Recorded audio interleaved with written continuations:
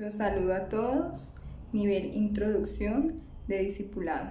El día de hoy vamos a continuar con el estudio acerca de la oración.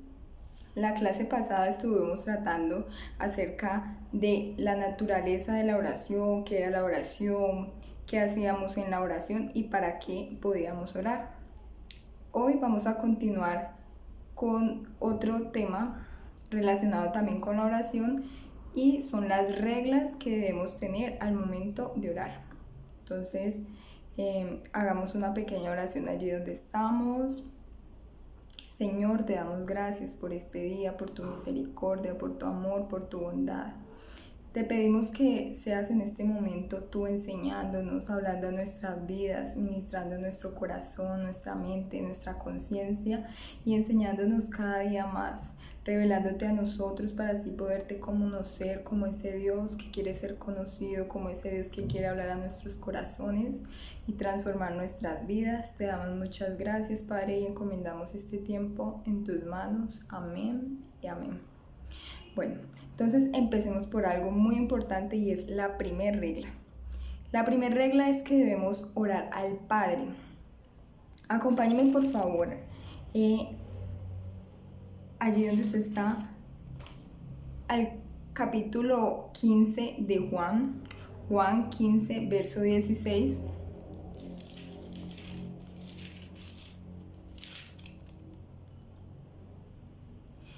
Y dice así: Jesús les estaba hablando a sus discípulos. Podemos al leer todo este capítulo darnos cuenta de esto y les dice así. Juan 15, 16. No me elegisteis vosotros a mí, sino que yo os elegí a vosotros y os he puesto para que vayáis y llevéis fruto y vuestro fruto permanezca, para que todo lo que pidiereis al Padre en mi nombre os lo dé. Entonces vemos ahí cómo Jesús les está enseñando a sus discípulos que todo lo que debían pedir era al Padre en nombre de Él. Podemos pedirle a Dios en un momento de necesidad, en un momento de dificultad, porque haga algún milagro en nuestras vidas, por sanidad, pedirle también porque nos transforme, porque demos ese fruto que Él quiere, que cada día seamos cambiados en Él. Podemos pedirle por otras personas, podemos pedirle muchas cosas, pero es al Padre. La segunda regla entonces es en nombre de Jesús.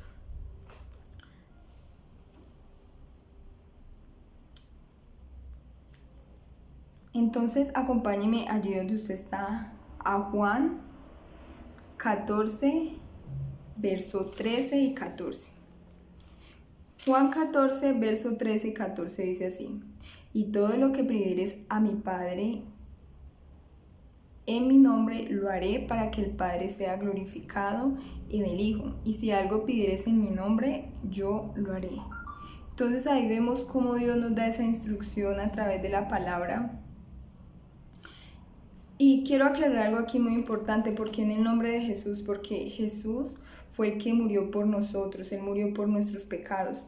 Y Dios quiere que nos acerquemos, Dios Padre quiere que nos acerquemos a Él en nombre de Jesús, de su Hijo, porque para Él fue aceptable lo que Él hizo, porque Él mientras estuvo aquí en la tierra, Él no pecó, Él no fue igual a todos los hombres, fue Dios encarnado. Y Dios quiere eso. ¿Por qué? Porque cuando Dios nos ve a nosotros los que hemos recibido a Jesucristo, ve a Cristo en nosotros, porque antes era imposible podernos acercarnos a Dios, poder hablarle, poder comunicarnos con Él, aunque tal vez lo hacíamos, pero no daba un resultado, ni el resultado que es, porque dice la palabra de Dios que Dios no escucha la oración del pecador, porque primero debe haber un arrepentimiento. Si en algún momento antes de conocer a Cristo oramos, hicimos alguna petición y Dios la contestó, seguramente fue por misericordia, pero la única manera de recibir salvación es a través del Señor Jesús. Hay otro verso también muy importante que explica esto y es Efesios capítulo 2, verso 13. Vamos para allí, vamos a buscar este capítulo y es muy importante porque el libro de Efesios nos habla acerca de la nueva naturaleza, de eso que Dios nos ha entregado a nosotros. Habla mucho acerca de Cristo, del sacrificio que Él hizo por nosotros en la cruz, y es muy importante leerlo, leer todo el libro y poder estudiarlo, no solamente quedarnos con un versículo, sino poder profundizar más en la palabra. Entonces dice así Efesios capítulo 2, verso 3. Pero ahora en Cristo Jesús, vosotros que en otro tiempo estabais lejos, habéis sido hechos cercanos por la sangre de Cristo.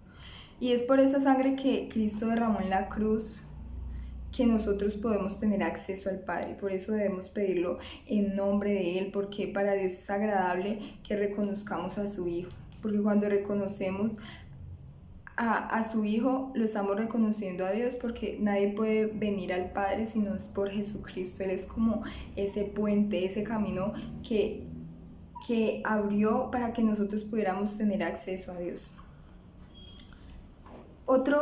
El tercer punto también muy importante en las reglas para orar, y es hacerlo en el Espíritu. ¿Qué quiere decir esto en el Espíritu? Hacerlo por medio del Espíritu, hacerlo por guía del Espíritu, porque nosotros cuando nacimos de nuevo hemos recibido, y en nosotros está el Espíritu Santo, y Él es el que nos guía a toda verdad, Él es el que nos enseña.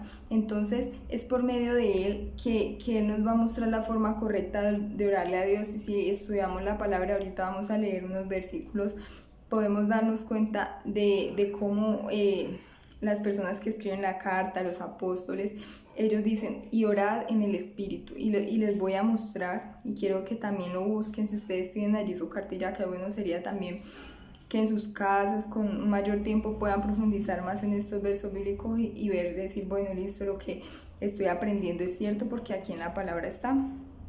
Entonces vamos por favor al libro de Efesios, allí donde estamos, pero en el capítulo 6, versículo 18. Dice así: orando en todo tiempo con toda orando en todo tiempo con toda oración y súplica en el Espíritu, y velando en ello con toda perseverancia y súplica por todos los santos. Vemos que la oración debe ser en el Espíritu. Y es en el Espíritu, quiere decir guiada por el Espíritu Santo, que no seamos nosotros pidiendo conforme a nuestros propios deseos, sino conforme a la voluntad de Dios, y es el Espíritu Santo que nos va a guiar a orar como más conviene, por ese familiar, por esa situación, y a morir a muchas cosas de nosotros. Romanos 8, verso 15, también habla acerca de este tema y dice así. Romanos 8, verso 15. Dice: pues no habéis recibido el espíritu de esclavitud para estar otra vez en temor, sino que habéis recibido el espíritu de adopción, por el cual clamamos, oramos, gemimos, podrían ser sinónimos, Abba Padre. Ese Abba Padre es decirle: yo dependo de ti, tú eres mi fuente, tú eres lo que yo necesito, pero dice que es por medio del Espíritu Santo que recibimos. Entonces, recapitulemos un poquito. Reglas para orar. Número 1, orar al Padre. Número 2, en el nombre de Jesucristo. Y número 3, por medio del Espíritu Santo. Entonces, ahora vamos a ver las bases para orar. ¿Cuáles serán esas bases? Bueno, una base es un cimiento, un sustento sobre lo que se edifica algo, ¿cierto? Cuando estamos construyendo, cuando alguien está construyendo, los que tienen claridad de ese tema, ellos primero echan los cimientos para ya empezar a construir, y esos cimientos deben ser firmes. Entonces, la primera base para orar, y debe estar firme, y es que debe haber un parentesco y una relación filial con Dios, una relación de amor, esa relación de compañerismo que la obtuvimos por medio de nuestro Señor Jesucristo. Número 2, y es la sangre de Cristo. En Hebreos capítulo 10, verso del 19 al 22, vamos allí por favor. Hebreos capítulo 10, verso del 19 al 22, vamos a leer.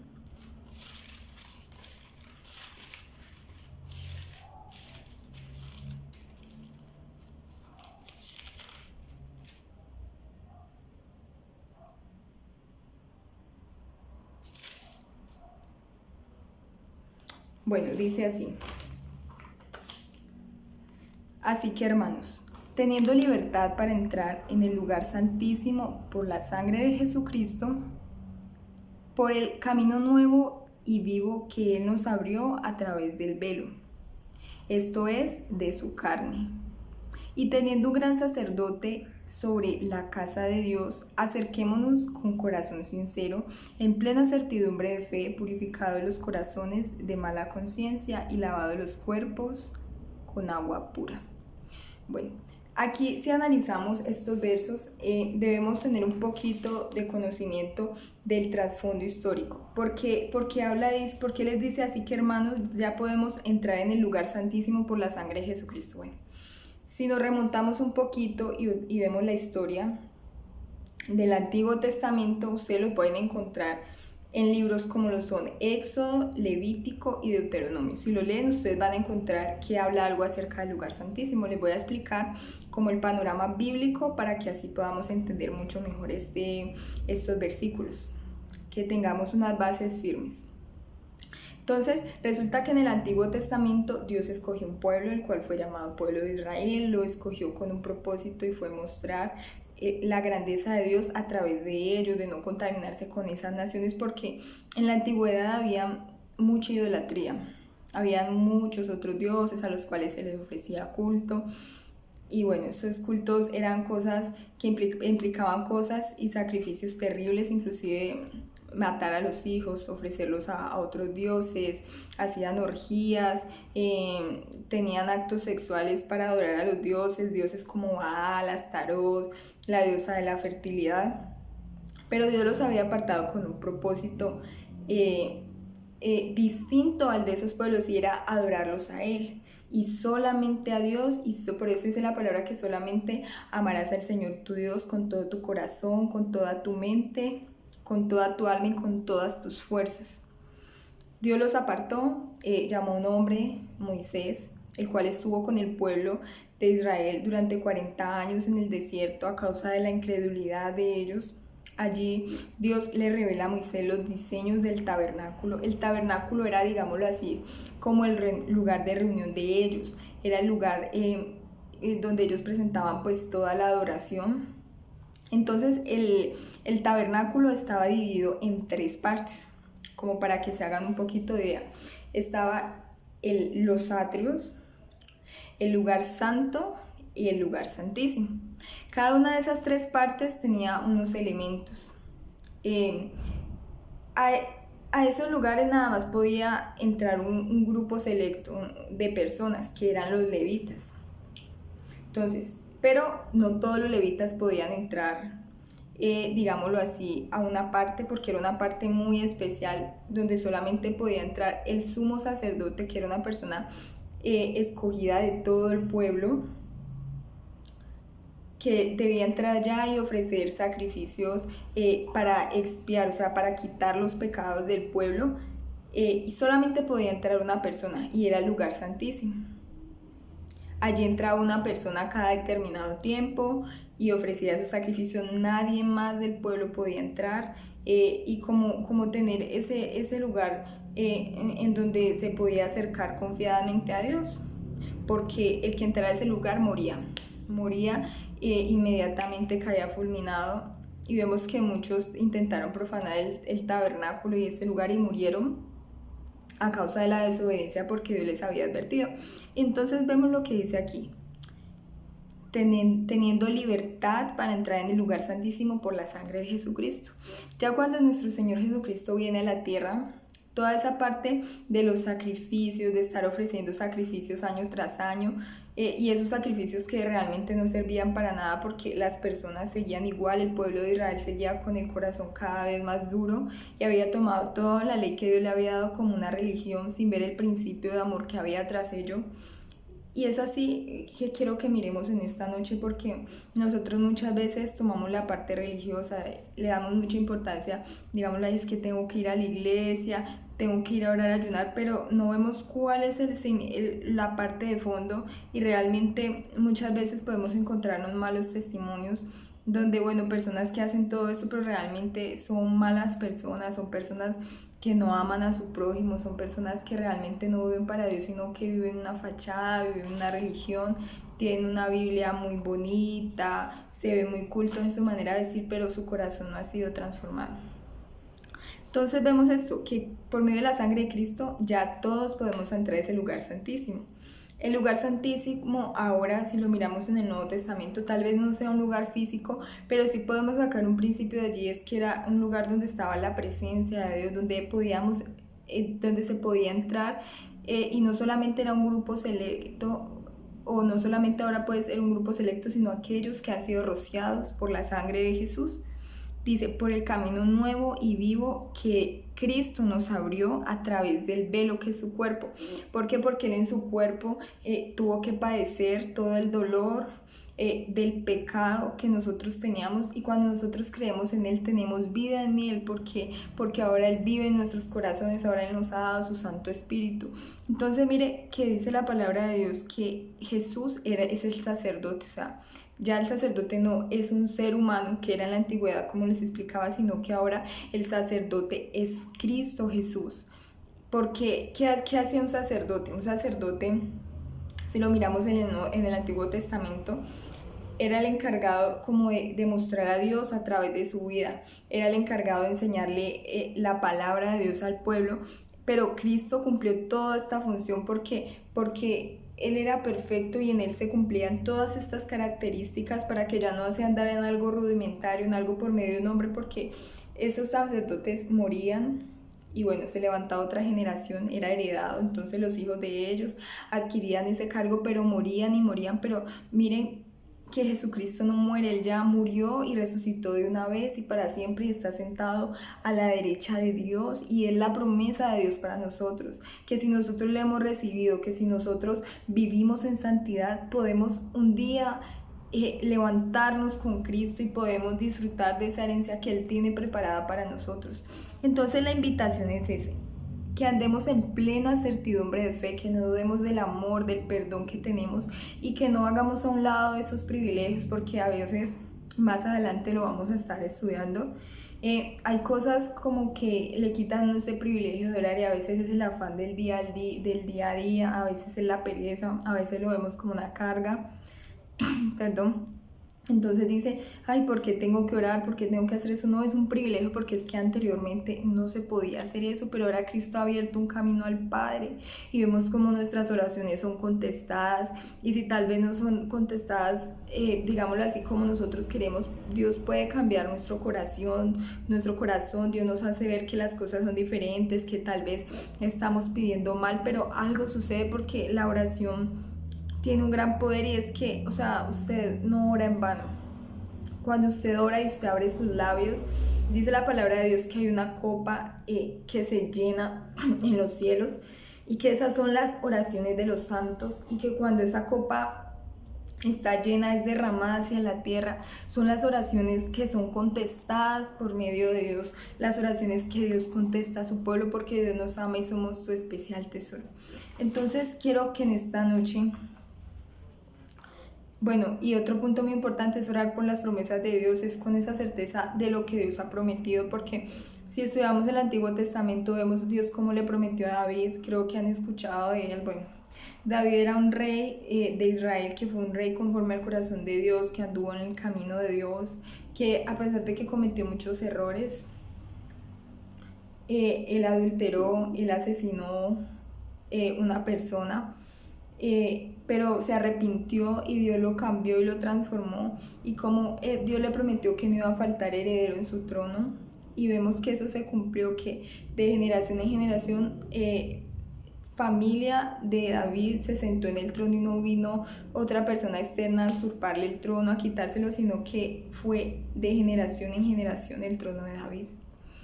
Entonces es eso, las bases para orar es tener un parentesco y una relación filial con Dios, número 1, por la sangre de Cristo y en las promesas de Dios. Entonces, hermanos, espero que hayan aprendido bastante. Ya la próxima clase vamos a estudiar algo acerca de las condiciones para orar y un puntico más para finalizar el tema de la oración, continuamos con un tema muy interesante, vamos a aprender bastante y es acerca de la palabra de Dios. Los bendigo en el nombre de Dios, espero que estén aprendiendo bastante y que apliquen estos principios a su vida y que su vida pueda ser transformada y de verdad que siempre aprendan a confiar en Dios y amarle porque Él es precioso, Él ha hecho cosas grandes por nosotros que si nosotros estudiamos un poquito más la Biblia nos vamos a dar cuenta de lo que Él ha hecho y vamos a irlo descubriendo porque tal vez hay cosas que aún no conocemos, pero que día con día vamos a conocerlo. Entonces, que Dios me los bendiga. Voy a estar orando por todos ustedes. Si tienen peticiones de oración me las pueden enviar en el grupo. Voy a estar muy pendiente. Que Dios me los bendiga y hasta una nueva oportunidad.